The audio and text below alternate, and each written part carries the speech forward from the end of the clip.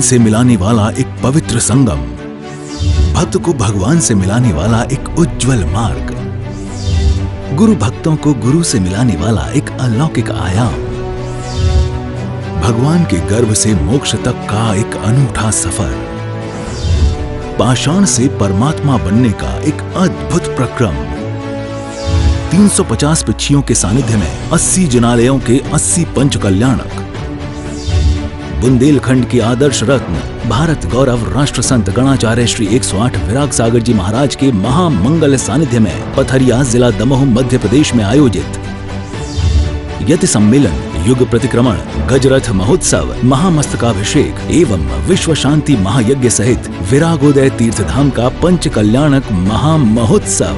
देखिए इस महापंच कल्याणक की भव्य झलकियां 23 मार्च 2023 तक प्रतिदिन सायं 4:20 एवं रात्रि 10:30 बजे सिर्फ पारस चैनल पर। कि जो हमें ज्ञान की जय जिनेंद्र दर्शकों, स्वागत है आप सभी का हमारी इस विशेष प्रस्तुति श्रृंखला की 22वीं कड़ी में, जिसमें आप देखेंगे 11 फरवरी 2023 को आयोजित हुए विद्वत संगोष्ठी के शेष दृश्य एवं अन्य कार्यक्रम। क्या केवल ज्ञान प्राप्त कर लेने से हमारी मुक्ति हो सकती है या मुक्ति मार्ग में हम जा सकते हैं? तो आचार्य श्री ने स्पष्ट किया है कि ज्ञान और ध्यान इन दोनों से ही सिद्धि हो सकती है, और ज्ञान और ध्यान में कहीं कोई विरोध नहीं है। इसलिए हमको ज्ञान का अभ्यास जरूर करते रहना चाहिए, तभी हम ध्यान की कोटि में जा सकते हैं। तो इस तरीके से यह जो एक बड़ी समस्या हमारे सामने थी, जिज्ञासा हमारे सामने थी कि अगर हम विषयों में आसक्त बने रहेंगे, राग में आसक्त बने रहेंगे, तो हम ज्ञानी की कोटि में नहीं आ सकते। तो हमें कहाँ आसक्त होना है? तो हमें विराग में आसक्त होना है। और मैं तो ये कहना चाहूँगा कि गणाचार्य जो विराग आचार्य हैं हमारे सामने, विराग सागर जी हैं, उनमें आसक्त होना है, उनकी चर्या में आसक्त होना है, तो हम ज्ञानी की कोटि में आ सकेंगे। आपने महामहोत्सव में इस शुभ दिन तीर्थ पर पूज्य गुरुदेव के सानिध्य और विशाल साधु संघ की उपस्थिति में भव्य विद्वत संगोष्ठी का आयोजन किया गया। कल आपने इस कड़ी में पूज्य गुरुदेव के पाद प्रक्षालन तक के मंगलमय दृश्यों का अवलोकन किया था। अब आप देख रहे हैं इससे आगे के विशेष दृश्य। को शांत करते थे, लोगों को तृप्ति प्रदान करते थे। ऐसे हमारे खरौवा समाज के प्रमुख पदाधिकारीगण यहाँ उपस्थित हैं। मैं उन्हें सादर आमंत्रित करूंगा। आदरणीय महामंत्री जी सतपाल जी, आदरणीय राजेश कुबेर जी आए और मंच पर उनका सम्मान करें। मैं यह मंच पुनः जब तक आचार्य भगवान आते हैं तब तक मुझे बीच बीच में आप विद्वानों से निवेदन करूंगा, थोड़ा 2-5 मिनट का मौका दिया करें, ताकि इस महामहोत्सव से संबंधित सभी खबरें मैं आप तक पहुंचा सकूं। बहुत बहुत धन्यवाद। दिन में 4 हाथ इस विद्वत संगोष्ठी में सुदूर स्थानों से पधारे विद्वानों ने भाग लिया था। इस क्रम में उपस्थित विद्वानों द्वारा मंच से अपने अपने वक्तव्य सभा के समक्ष रखे गए। गमन होता है वह एरिया समिति है। मार्ग, नेत्र, सूर्य के उजेले में, प्रकाश में, ज्ञानादिक में, यत्न, देवता आदि का आलंबन, इनकी शुद्धता से तथा प्रायश्चित आदि सूत्रों के अनुसार गमन करते हुए मुनि के एरिया समिति होती है। समय के अभाव में मुख्य बिंदुओं पर दृष्टि डालते हैं। लिंग पाहुड़ में मुनिचर्या का जहां स्वरूप कहा गया है, वहां एरिया समिति आदि के विषय में भी उल्लेख है। क्या लिखते हैं? जो मुनिलिंग धारण कर एरिया समिति का आचरण करते समय भी कभी कभी उछलता है, गिरता है, कभी दौड़ता है, कभी धरती को खोदता है, वह र्यंच योनि है का जीव है, वह साधु नहीं है, श्रमण नहीं है। इस प्रकार का उल्लेख है। जब हमने इस एरिया समिति आदि के विषय में सूक्ष्मता से देखा तो मुझे ये भी मिला कि जो अतिक्रमण होता है, जब गमन करते हैं साधु, तो कहीं ना कहीं दोष लग ही जाता है, तो उसके लिए प्रतिक्रमण करते हैं। श्रवण प्रमोदिनी आचार्य गुरुवर विराग सागर जी महाराज की धार्मिक आध्यात्मिक दृष्टि से लिखी हुई अनमोल कृति है, जो साहित्य जगत में तो अपना विशिष्ट स्थान रखती ही है, श्रवण संघों और स्वाध्याय प्रेमियों के लिए भी पठनीय है और साथ साथ अनुकरणीय भी है। और जैसा कि मेरा विषय है नृत्य गानादि प्रवृत्ति का दुष्फल श्रवण प्रबोधिनी टीका के संदर्भ में इसके कुछ मुख्य बिंदुओं को आपके सामने रख रही हूँ। प्राचीन काल से ही मानव जीवन में संगीत का महत्वपूर्ण स्थान रहा है। मानव मन की प्रसन्नता, दुख एवं आंतरिक भावों की अभिव्यक्ति का सबसे सशक्त माध्यम रहा है तो वह संगीत है। हमारे प्राकृत जैन साहित्य में संगीत, नृत्य, नाट्य जैसी ललित कलाओं का प्रचुर मात्रा में उल्लेख है। गायन, वादन, नृत्य के स्वर, वाद्य यंत्र, नृत्य के प्रकार आदि का संक्षिप्त रूप से लेख में उल्लेख किया गया है। भगवान ऋषभदेव ने अपने पुत्र वृषभसेन को गीत, वाद्य और गंधर्व शास्त्र का प्रशिक्षण स्वयं दिया था। ऋषभदेव स्वयं कभी गीत गोष्ठी, कभी नृत्य गोष्ठी तो कभी वाद्य गोष्ठी, वीणा गोष्ठी में अपना समय व्यतीत करते थे। श्रवण परंपरा के महान आचार्य, जैसे अभी हमने सुबह के सत्र में भी सुना था और अभी भी सुना, श्रवण परंपरा के महान आचार्य कुंद देव रचित लिंग पाहुड़ पर लिखी श्रवण प्रबोधिनी संस्कृत टीका आचार्य विराग सागर जी महाराज रचित है, जिसमें श्रवणों से संबंधित विषयों की विस्तार से चर्चा की गई है।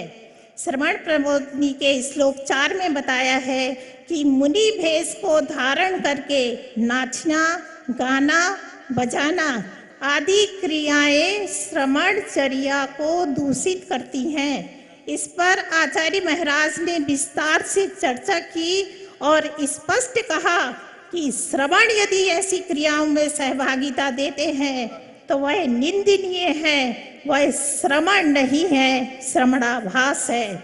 उन्हीं के शब्दों को हम देखें तो आचार्य श्री के कथन का उल्लेख मैं यहाँ पर करना चाहती हूँ।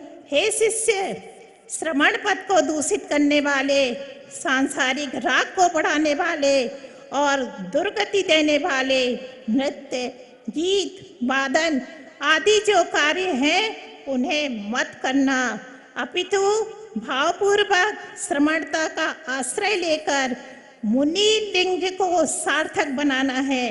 ये पंक्तियां स्वयं आचार्य विराग सागर जी महाराज ने श्रवण प्रबोधिनी टीका में लिखी हुई हैं।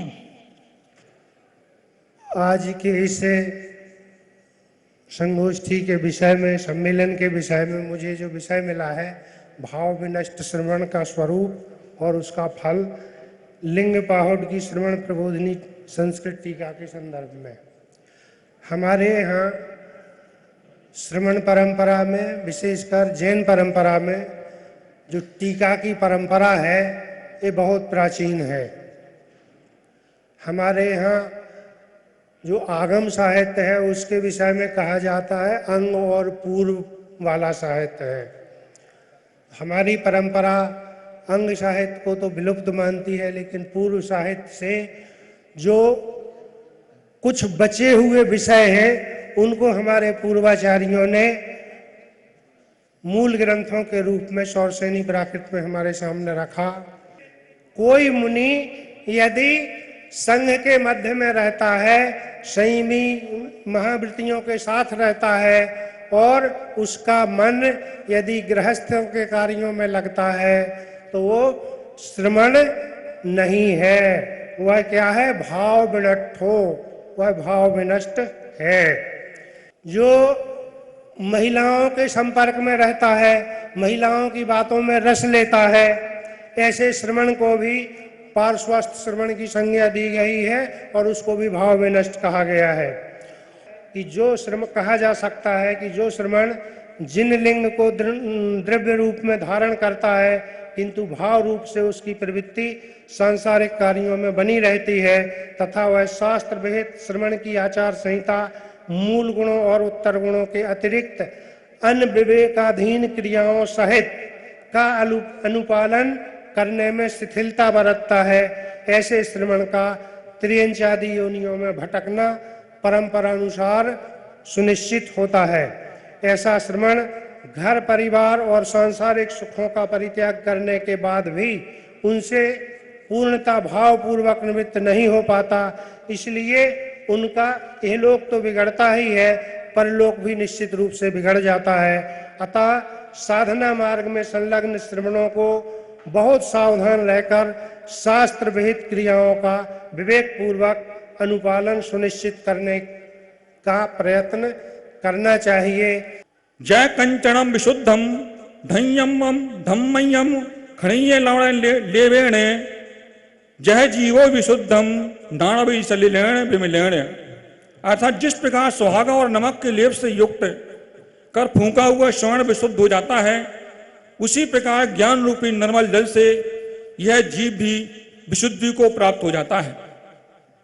यहां ज्ञान को ही विशुद्धि के रूप में प्रतिपादित किया है।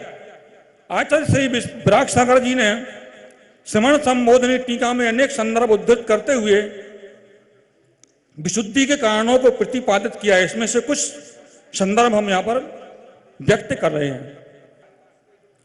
निर्मल मन की निर्मलता के बिना मुक्ति संभव नहीं है। मोक्ष के मार्ग को प्रशस्त करने वाली मन की शुद्धि ही है। मन की शुद्धि से अविद्यमान गुण भी विद्यमान हो जाते हैं और मन की शुद्धि के बिना विद्यमान गुण भी नष्ट हो जाते हैं। जैसे जैसे विशुद्धि बढ़ती है वैसे वैसे लब्धि स्थान भी बढ़ते हैं। जैसे सम्यक दृष्टि सरावक वृत्तानंत वियोजक दासन मोह छपकोप शांत मोह छपक क्षीण मोह जना क्रमशो संख्य गुण नजरा। संयम सम्यक दृष्टि के से श्रावक की विशुद्धि अधिक होती है तो इसके असंख्यात गुण नजरा होती है। जैसे जैसे विशुद्धि बढ़ेगी वैसे वैसे नजरा के स्थान भी बढ़ते चले जाते हैं। अनंतानंद बंदी की संयोजन चरित करने वाले जीव के और अधिक विशुद्धि होती है, उनकी नजरा भी बहुत अधिक होती है। और सबसे अधिक विशुद्धि केवली जिनकी होती है तो उनकी नजरा भी सबसे अधिक हुआ करती है और वो साक्षात मोक्ष के कारण के रूप में प्रकट होती है।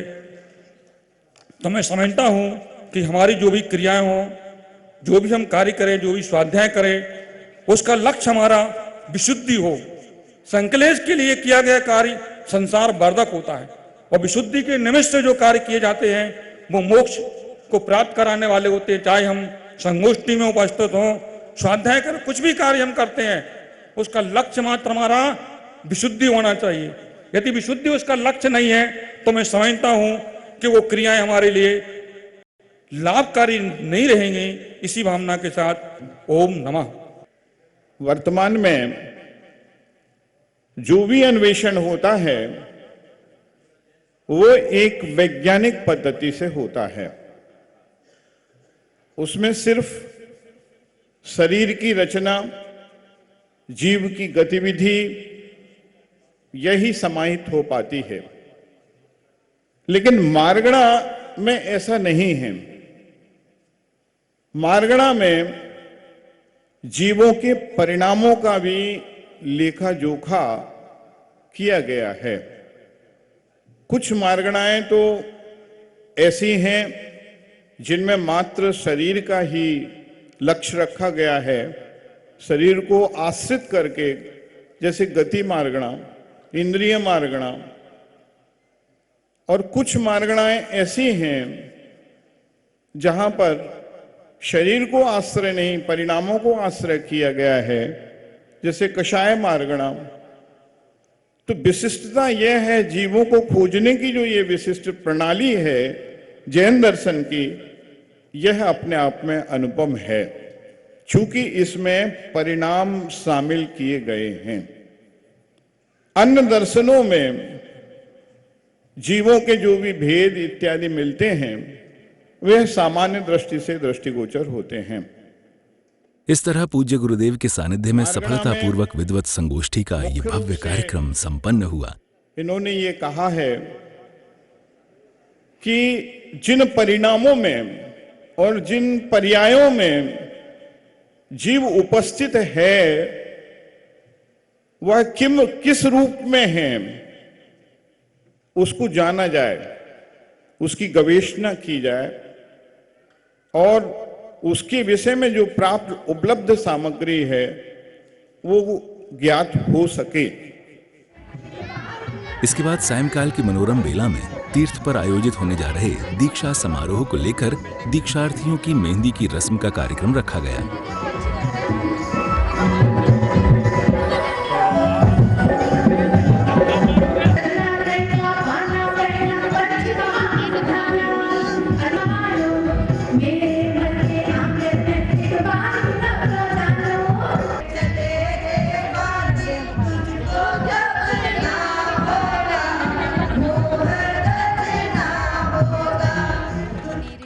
इस दौरान आयोजित भजन संध्या ने भक्तों का मन मोह लिया। सद्गुणों से सज सकता है संसार में रहकर प्राणी, संसार को तज सकता है। दिल में नाम तेरा है, तू भगवान मेरा है। मैं भक्त तेरा हनुमान सा, तू राम मेरा है। मैं भक्त तेरा हनुमान सा, तू राम मेरा है। आनंद भयो रे, आनंद भयो रे, आज विरागोदय में आनंद भयो रे, आज विरागोदय में आनंद भयो रे। यह पथरिया नगरिया तू देख बबुआ, यह पथरिया नगरिया तू देख बबुआ, जामुनी वरुराज। इसी के साथ दर्शकों, इस विशेष प्रस्तुति श्रृंखला की 22वीं कड़ी को हमें यहीं विराम देना होगा। कल 23वीं कड़ी में आपसे फिर मुलाकात होगी, इसी समय इसी चैनल पर। अभी के लिए दीजिए आज्ञा। जय जिनेंद्र।